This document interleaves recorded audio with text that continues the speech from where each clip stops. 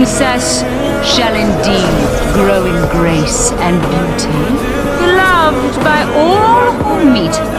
That's a lovely gift.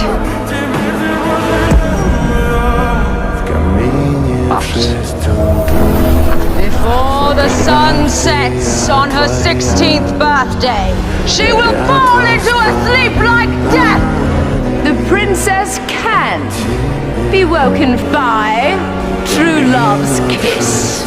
I will not ask your forgiveness, because what I have done to you is unforgivable. I was so lost in hatred and revenge. Hello, godmother.